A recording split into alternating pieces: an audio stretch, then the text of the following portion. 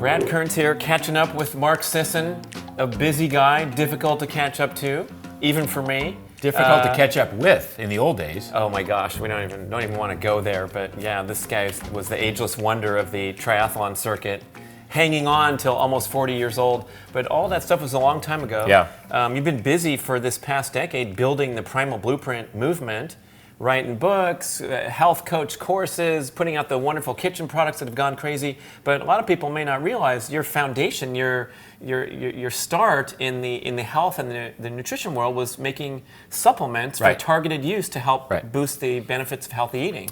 Well, to improve performance. I mean, I was always a student of performance. I was always interested in, ways in which I could use legal performance-enhancing substances, whether that was diet or training methods or supplements, to improve how I recovered from exercise, to get stronger, faster, leaner, all these things.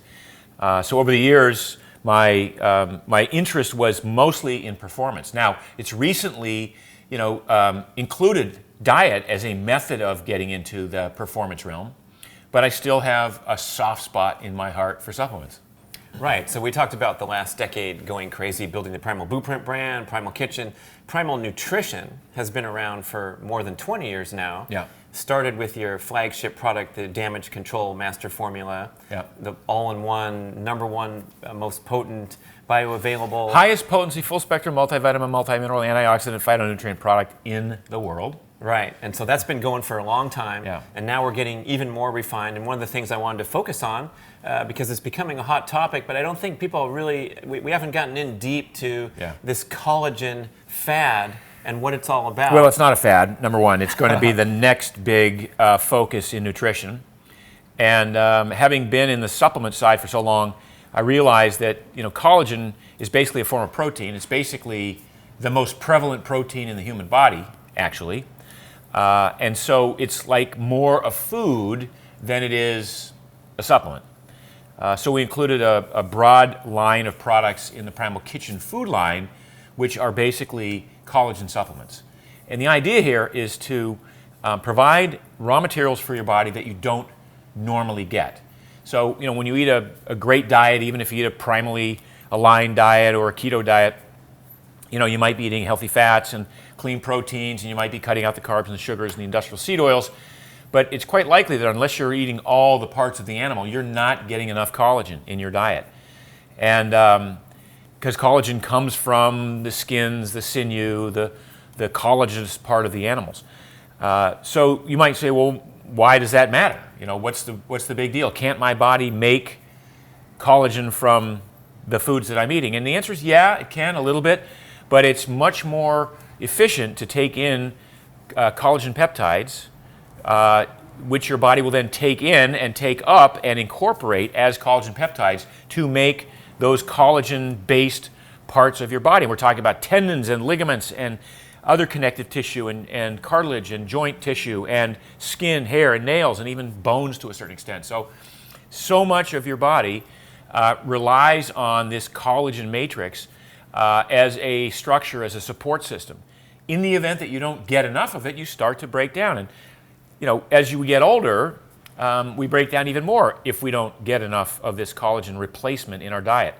So it became readily apparent to me when I started getting injured more frequently years ago that I wasn't giving my body the raw materials it needed. Right. You said about getting older, and I think it's part of this is inevitable, that no matter how well you eat, as the years go by, you're going to start producing less of this collagen. It's so important in the skin, and that's why one of the sensations of aging is the wrinkling of the skin, and that's because of the underproduction of collagen. Right. We're going to talk about all the wonderful benefits, but again, you mentioned this is a form of protein, so it's not like a supplement in a pill form like the glucosamine that people have been taking for years. This is more of a food source that's kind of concentrated. Yeah, so this comes as a powder. We have we make a vanilla flavored. It's vanilla flavored, but it has a coconut milk powder with it and collagen. This is a chocolate flavored collagen supplement. You just mix it with water. We make an unflavored version right here, which you can add to a fruit smoothie or to coffee or to any kind of a beverage or to soup or anything. And then we make these individual stick packs which you can take with you, and just this becomes an amazingly wonderful coffee creamer. So a lot of people take this vanilla and add it to their coffee, and it's just a very convenient way to get 10 grams of collagen protein in your morning coffee without even thinking about it. We hear about the benefits of bone broth, and one of the main benefits is this great source of collagen that is bone broth. So this is something like a single serving of this is equivalent to drinking 2 cups of bone broth? Yeah, so typically a bone broth, which is the go-to source for collagen and has been for the last, the last several thousand years, because people have been eating bone broth for a long time. But even in the last decade, when this whole bone broth craze has started, and people are, there are people buying bone broth prepared in the grocery store, or there are now bars that serve bone broth in certain cities. Yes, because it's a great source of collagen. That's the attraction that people have to the bone broth, is it's an amazing source of collagen. I love bone broth, but I like it mostly on a cold winter day, heated up. I don't feel compelled to consume inordinate amounts of bone broth on a hot summer day, for instance. So I wanted to make a product that had as much or more collagen than bone broth did, but also had the opportunity to be either flavored and just mixed with water and made instantly and consumed cold or hot, or that you could add to another beverage and kind of play around with it as an additive to whatever food you're eating to increase the collagen production through taking in this collagen supplementation in your diet. You're a primal guy, so I'm glad you brought up that ancestral angle, because I think that's really important. A common critique of supplements in general is like, hey, look, eat the healthy foods, that's all we need. But there's a distinction between the modern diet and the way that we consume the animal, you said briefly, versus our ancestors ate everything. Yeah. So they were eating the joints, and they were boiling down. Even our recent ancestors, the traditional preparation of bone broth was to scavenge everything that was cooked. Sure, you never threw the carcass away. Right, and now we're taking the leanest cuts of meat, saying that's the most healthy, and we're basically, as Dr. Kate Shanahan's talked about in her book a lot too, we're completely eliminating this super important food group from our diet, which is the meat on the bone and the collagen and the other benefits. Right. No, I mean, collagen is, again, it's because it's the most prevalent form of protein in the human body, and it requires certain specific peptides, proline, glycine, hydroxyproline, lysine. There's 4 basic amino acids that you don't find a lot of in other protein foods, like meat, fish, chicken, things like eggs. And so you have to go to these collagen sources, which would be the skin, the integument, the joint parts of animals. I mean, when I was a kid, I used to gnaw on chicken bones, right? And I was getting some collagen from that, right? You gnaw on the ends of a chicken bone. Was that your teacher getting you to be quiet because you were disruptive? No. I chose to do it. To do it. Probably because, I was drawn toward it from some, primal hunger. My body recognized that I needed more collagen. As I was getting older and tried to maintain my level of athletic exertion, playing ultimate with these 20-somethings, I found myself, having to sprint a lot once a week during these games, and I found that my Achilles were getting quite tender and thickened, and was diagnosed as Achilles tendinosis. And I just realized that I wasn't giving my body the raw materials it needed to do the repairs required from a stressful afternoon of playing ultimate frisbee. And without those specific raw materials to repair, the body just says, okay, we got to go to plan B. Let's build some scar tissue. Let's make it thicker. And now it's like I don't even do a workout of any inordinate amount of stress without consuming some collagen before the workout. And let me tell you why that is. It's really interesting. So it's been a theory for a long time. It's starting to be borne out by some of the studies. But basically, tendons and ligaments and connective tissue in the body don't have much of a blood supply, if at all. There's not a lot of blood circulating through these. There certainly is through muscle. The belly of a muscle has all sorts of blood throughout it. But tendons and ligaments and other connective tissue don't have a blood supply. They're more like a sponge. So when you stress an Achilles tendon, for instance, and you put it through. You're doing box jumps or you're doing jumping rope, and you're maintaining this stiffness, but you're putting pressure on it. It squeezes fluid out, and then on the contraction, and then sucks fluid back in on the relaxation. So if you theoretically have ingested these collagen peptides just before a workout that you're doing, and you do that activity, you're actually providing the raw materials for that tendon or that ligament or that whatever tissue to actually be able to take it up and take it in real time and make the necessary recovery and repairs. Yeah. Right. So you're priming the pump Right. at the right time. Very Yeah. interesting. Wow. So there's some other touted benefits Right. beyond that. Is that this is a great promoter of gut health. Right. So again, collagen is one of those proteins that's found in a lot of areas of the body that you wouldn't otherwise think of immediately as being needing collagen.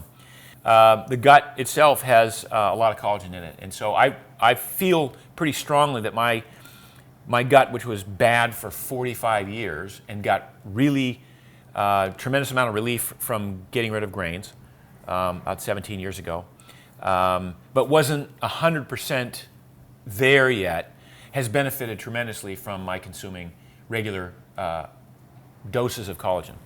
So, and then let's not forget skin, hair, and nails. I mean, this is probably the oldest reason that people today know for taking collagen is to support skin, hair, and nails. Women have known this for a long time. There have been a lot of products that supplied collagen just for that very fact.